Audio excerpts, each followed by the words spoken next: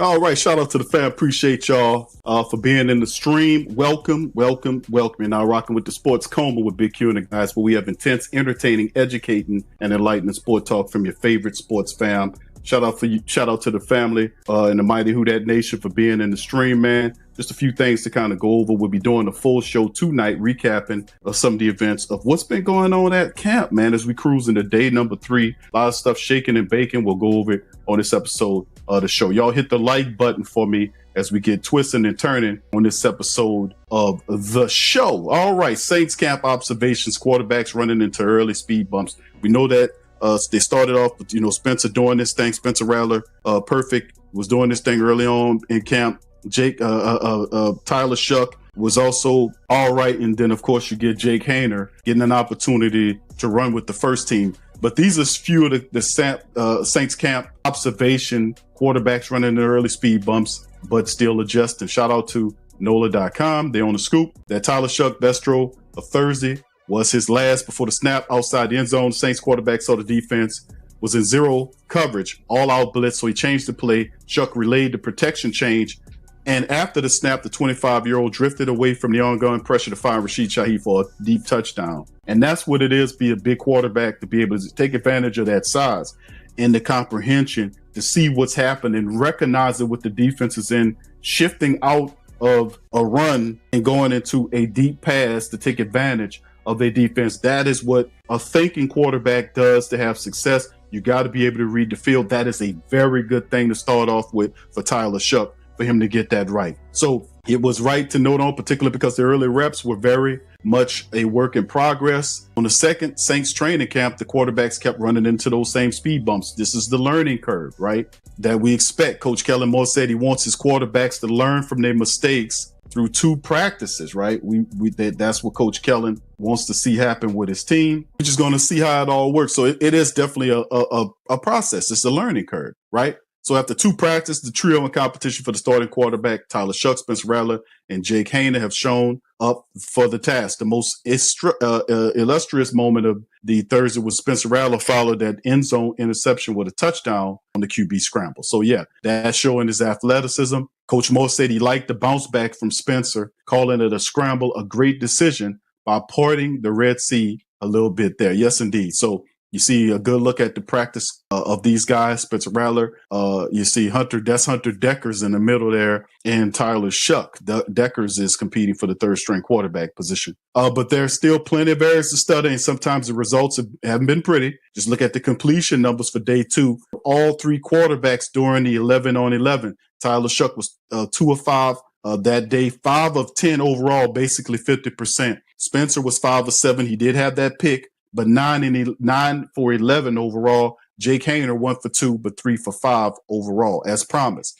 Coach Moore rotated the quarterback so that Tyler Shuck got a full practice with the first team after Rattler took reps with the ones there a day earlier. But in a twist, Rattler worked with the second team while Haener stayed with the third. Now, Moore said the plan was for Haener to likely receive first team reps, but they would review it later that afternoon. So Thursday focus was the red zone. Coach Moore said he wanted to focus on short distance for the practice after having the players run all over the field a day earlier. Not including the special teams, the Saints conducted 3 periods of 11-on-11 work and 1 period of 7-on-7, with each quarterback receiving 4 reps. Passers look much sharper in the drills as expected without the actual pass rush. But in tight spaces, the operation, arguably Moore's main emphasis, was far from clean. Spencer Rattler in at quarterback, the Saints had back-to-back false start penalties, which perhaps took away from a chance for Rattler to get his 4th rep because of the time it took for them to get set again after those delays. Following the Rattler incompletion, Haener came in and guard Easton Kilty committed another false start penalty. The Saints sent the wide receiver in motion. Because of the error, the Saints took Kilty off the field and put Dylan Renduns into the lineup. Quote, there was some consequences with it, Moore said. Quote, if you make a mistake on the field pre-snap, you just switch that guy out. There are consequences related to that, end quote. Thank you very much. Thank you. You know what? You know what, fam? Let's do this. Let's get a round of applause.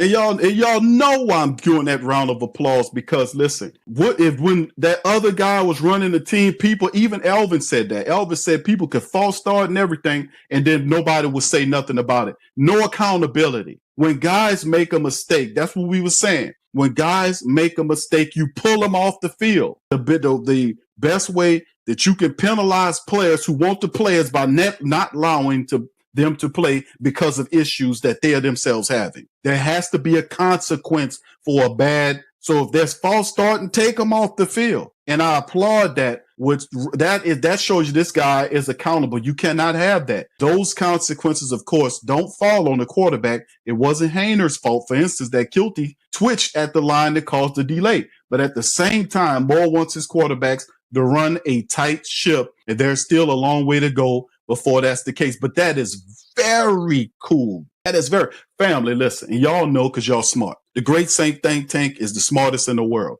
The bottom line is you cannot operate anything successful unless you have a high degree of accountability. If people make mistakes, they could be come back from it, but there's a consequence for hurting the team. You can't false start. You can't hold and all this kind of stuff without paying the price for the action that hurt the team, right? And then, of course, this happened. A fracas ensues. It took 2 days for a punch to be thrown. Wide receiver Brandon Cooks was cooking up some trouble. He was the first Saints player of this year to get involved in a little scrap. And I don't mean little scrap because he's diminutive. He's a smart, short guy. But after an incompletion, Cooks seemed to take exception to join with Rajon Wright and Alontae Taylor. The wide receiver then threw a punch at Wright, and a skirmish developed before quickly being broke up. Quote, those things are going to come out, and you want to eliminate them as much as you can. Coach Moore said, sometimes it's good to get guys to rally together and we'll be just fine, end quote. And that's true. Guys are getting it handed to them, and so far as they're getting beat, they talking crap. You see what I'm saying? So it's going to be a little joint going on. And the punch was through. It didn't connect, obviously, with Brandon Cooks. So it's good to see the fire in the belly of Brandon Cooks. But he always been a little feisty fella, you know what I'm saying? And then, of course, they say Irish troubles. If Charlie Smith wants to unseat Blake Grupe for the Saints kicking job, he'll have to be a lot more consistent than he was Thursday. The Northern Ireland native made only 2 of his 5 kicks, missing distances of 40, 47, and 49. And listen, Charlie Smith has a hell of a leg. I don't know if you guys know that about Charlie Smith. He has a hell of a leg. That's why he's there. He's part of that international program. Let's see that's still a little game right there to keep him on. See, but Blake Grupe is a good kicker. Charlie Smith can kick the hell out of the ball. Let's see how he bounced back. It's still early on in camp, and I expect him to kind of get it a little closer to kicking better. All right, so that's just a little breakdown as we get ready. As we headed into Friday's camp, fam, I'll be back later on this afternoon with a longer stream breaking down a little bit more as well. So anyway, let me keep this going here. The next one here, this is just to remind you guys of the Saints training camp schedule, just the open camp schedule, right? Wednesday, Thursday, Friday as well. You see the open there, and then they come back Sunday. This is all open camp dates for people to attend Saints training camp, all this kind of stuff. But y'all remember that the Thursday the 24th, Friday the day the 25th, Sundays the 27th. This is part of the NFL's Back Together weekend, and will feature the interactive elements for the family members that want to go. They'll be in shells. Now, next week, Monday the 28th, they'll be in pads. They'll be in helmets and in pads and everything. Monday, Wednesday, Saturday, Sunday, and then Tuesday, which will be the 5th. That is the practice schedule for today and the rest of the week going into next week. And the following week, August the 5th, they got a Tuesday practice when they'll be in pads. Then they have some more stuff going on. And then remember, the first preseason game is not going to happen until August the 10th when the Saints go out to Los Angeles to take on the Chargers. Remember, there will be no scrimmaging between the teams. And that'll be the first of the preseason game, then followed by the 17th, then the 23rd of August. The Saints have games in New Orleans against the Jags and Broncos, pretty much doing that thing. But also remember that camp breaks August the 28th. Camp is over with August the 28th, just to kind of let you guys know. But we're very much early on in the process. All right, let's keep it going. All right, and of course, this is one thing to talk about with the Black and Gold Nation. The Saints meeting with ex-Bronco tight end, and he's scheduled to visit with the Saints. They're saying that he's in the building visiting, perhaps taking a physical, and the Saints are looking at a tight end, right? We've seen the tight end room kind of shrink a bit We know Juwan Johnson's there. Foster Moreau is on the PUP list. So is Taysom Hill. So when you go underneath there, Dylan Hawker retired, surprising the team. He decided to retire. So you have guys like Matavo, you have Jake Stahl, you have all these other guys, Jacobson, and others that are basically practice squad people. Would the Saints benefit by bringing in a veteran tight end to kind of steady the group? And hey, man, the Saints say yes. New Orleans are interested in signing a valuable free agent tight end who was just released, with Cincinnati Bengals having already met with this player. Other teams expressed interest. The Saints have set up a meeting, as reported by Jordan Schultz on Friday. Sources say that free agent tight end Noah Fant is scheduled to visit the Saints after meeting with the Bengals yesterday. His visit in Cincinnati was described as positive. Both sides plan to stay in touch, but Fant is continuing to explore multiple options. Fant, just 27 years old, number 20th out of Iowa. You know that we love, Iowa tight ends. They drafted by the Broncos. Fant was traded to Seattle in 22 as a part of the Russell Wilson deal. He signed a 2-year deal at $21 million with Seattle back in March of 2024, but was released this week. Now, Fant has tallied 300 catches in his career to go along with over 3,300 yards and 15 touchdowns. Not bad. The Saints are currently thin at the tight end room, carrying only 2 healthy players at the position. Juwan Johnson, Jake Stahl, both Taysom and Foster continue to be on their way back, both on those guys on the PUP list. Saints release from Seattle was an incident on his talent or an indictment on his talent or potential to produce, but rather indicative of a logjam in Seattle between Fant and younger tight ends whom Seattle would prefer to play. Fant makes a ton of sense since the Saints right now. For them, it'll be interesting to see how he weighs the options there, because he could be a guy that the Saints look to bring in as well. And Noah Fant wouldn't be a bad a fit for the Saints. Like I said, it's one of those situations where the Saints need some help at the position. They really do need some help at the position, and get a tight end like Noah Fant wouldn't be a bad spot for the Saints to do, to be honest with you. I just think that, listen, big tight end, a lot of positives right here, right? Very productive, big tight end would make a lot of sense for the Saints to bring him in and give him a look-see, right? And like I said, outside of that, the Saints really don't. We don't know what Foster's going to look like, right? If he'll be ready to play. But man, Noah Fant makes sense. Big tight end, big weapon to bring in. And plus, the Saints have a bunch of money too. They got a lot of money. Give me a second. Let me pull up Noah Fant's player card so we can kind of take a look at him. Like I say, this guy was a first-round draft pick guy. He had 48 catches last year for 500 yards and a touchdown. The guy averages yards per catch. He did that last year for the Seattle club that he played for. So in the end, you look at some of the stuff that Noah Fant is and what he does. This could be an interesting pickup for the Saints, to be quite honest with you, fam. Could be an interesting. You can see his stats right here. Over the last 6 years, it'll be his 7th year. 95 games played, 300 catches, over 3,300 yards. But his average, the guy averaged on his career 11 yards per catch. Every time he catches the ball, it's a first down. And then some. Very productive, 15 touchdowns. Now, last year, he just had 1. When he was in Seattle, he had 5 total touchdowns for 3 years. He was really cooking those first 3 years with Denver before they kind of traded him on up out of there. But this guy is still much a tight end in the middle of his prime. And I mean, at his prime, climbing into this thing. And if the Saints could get Noah Fant, like I said, they got money to afford him.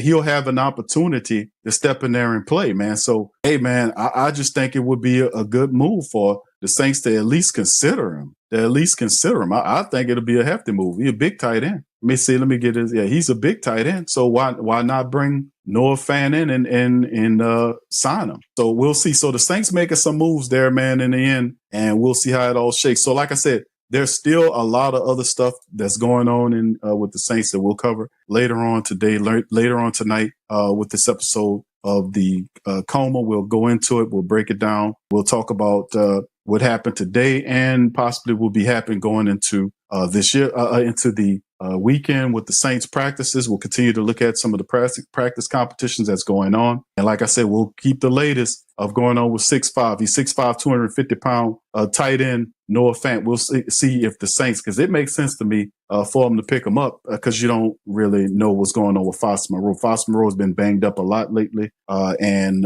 we just going to have to see how it all pans out. It'll be interesting to see that indeed. So outside of that, man, how you guys doing, man? Y'all let me know in the comments section how y'all feel about what's going on with the Saints, man. How y'all feel about the quarterback position, all this kind of beautiful stuff, man. How do y'all feel about it as well? And then listen, I got one more bonus article for you guys to kind of go out before I let you go. Saints linked to tight end, former number 18th overall pick. They linked to them. Should the Saints go out and get him? Shout out to Kyle T. Mosley and the guys at Sports Illustrated doing the Saints work. Saints might have an opportunity to acquire first round wide receiver. Word on the streets that Tennessee Titans might be interested in moving on from a player selected number 18th overall in the 2022 draft out of Arkansas. Now, David Latham, who from the Last Word show, discussed the situation. He talked about Treylon Burks, a very talented player. We know about Treylon. I scouted him. Has not worked out for the Titans, and the team could trade him in the coming weeks. This is what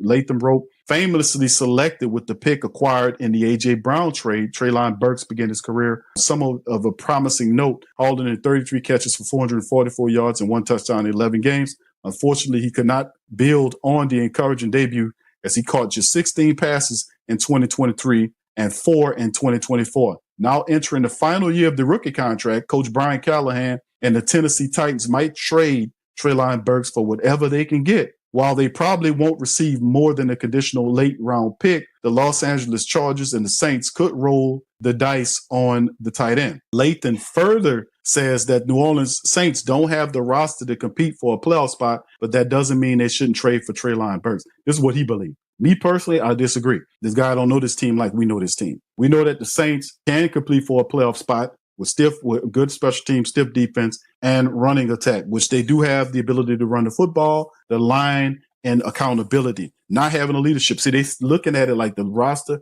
is depth chart, all this kind of stuff. Man, listen, shut up with all that. You don't know what the hell you're talking about. So he also said second-round rookie Tyler Shuck will likely start the season under center. Saints must do everything in their power to ensure he becomes the franchise quarterback of the future. Only thing they need to do is run the ball and protect him. Unfortunately, they don't have the resources to go after proven commodities. What you mean they don't have the resources? They got money and every damn thing. What you talking about? So as they might see if Burks has anything left in his tank, Chris Olave is a good receiver, but his extensive concussion history makes him a massive injury risk. Can't disagree with that. Rashid Shaheed, meanwhile, is an adequate deep threat. Not adequate. He's a hell of a deep threat. He's a Pro Bowl on the return side. So that's BS. If Burks can recapture his college form, he'd be a solid depth option for the young quarterback. I don't think the Saints go for Treylon Burks. We'll see. He tallied 53 catches, almost 700 yards and 2 touchdowns in his career. 25-year-old first team All SEC back in 2021. Could be just the fact that the Saints are a team, right? The New Orleans Saints is a team that probably could use a veteran wide receiver. Keenan Allen, even Amari Cooper, somebody like that. They brought in the wide receiver from the Buffalo Bills, gave Gabe Davis, gave him a look. But in the end, I don't see this as something that's happened. I thought it was an intriguing idea for them to look at, perhaps bringing in or even conceptualizing going after Treylon Burks for what, right? Veteran most likely will be the best case. But I think what the Saints are doing is they're going to wait to see if somebody from the wide receiver room steps up. Donovan Peoples-Jones is my call on that. You can say Bub Means. You can give Cedric Wilson Jr. another opportunity because he played under Kellen Moore. He had his most success with Kellen Moore. Could he rejuvenate him and him play differently there? That's a possibility. Familiarity does help in a situation like this. So the Saints have to find somebody else outside the top three who can step in, step up, and step out, right? So anyway, with that being said, man, I'm going to get on up out of here. Y'all let me know in the comment section how you feel about any of these topics that we discovered today. So with that being said, I'm out. I'll let y'all on the next one. Much love. Peace. Who that say they gonna beat them? Who that?